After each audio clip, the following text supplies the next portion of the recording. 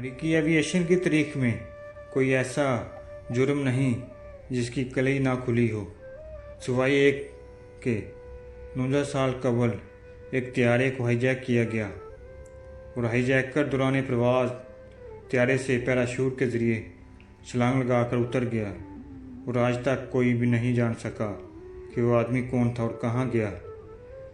Daily star کے مطابق یہ پراسرار آدمی ڈی بی کوپر کے فرضی نام سے مشہور ہوا، جس نے 24 نومبر 1971 کے نارتھ ویسٹ اورینٹ بوئنگ 727 سے چھلانگ لگائی۔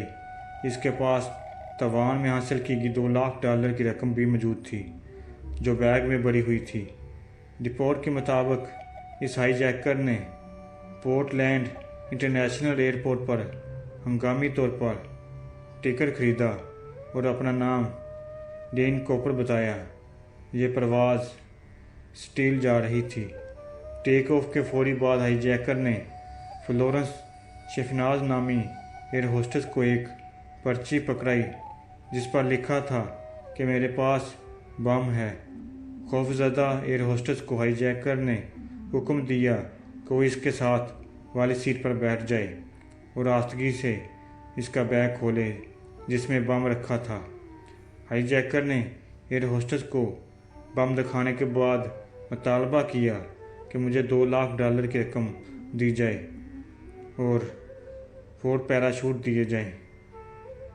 جہاز کے عملے نے یہ معاملہ باقی 35 مسافروں سے مخفی رکھا اور انہیں بتایا کہ جہاز میں خرابی کی وجہ سے سیٹل میں لینڈنگ تاخیر کا شکار ہوگی۔ در حقیقت جہاز پیسیفک کے اوپر ہے۔ بے مقصد چکر لگاتا رہا تاکہ اس دوران ایئر لائن کے مینیجر تائیوان کی رقم کا بندوبست کر لیں۔ مینیجرز نے رقم کا بندوبست کیا اور قریبی اسکائی ڈائیونگ اسکول سے پیراشوٹ ادھار مانگے اور سیٹل ایئرپورٹ پر پہنچ گئے۔ اس کے بعد پرواز سیٹل ایئرپورٹ پر لینڈ ہوئی۔ تائیوان کی رقم اور پیراشوٹ جہاز کے اندر پہنچائے گئے۔ ہائی جیکر نے لگ بھگ سبھی مسافروں اور جہاز کے عملے کے کچھ افراد کو اترنے کی اجازت دے دی اور پائلٹس کو حکم دیا کہ وہ اسے میکسیکو لے کر جائے۔ تاہم جب جہاز کو سیٹل سے ٹیک آف کیا ابھی آدھا گھنٹہ ہی ہوا تھا، ہائی جیکر نے رقم کا بیگ اٹھایا اور پیراشوٹ کے ذریعے جہاز سے چھلانگ لگا دی۔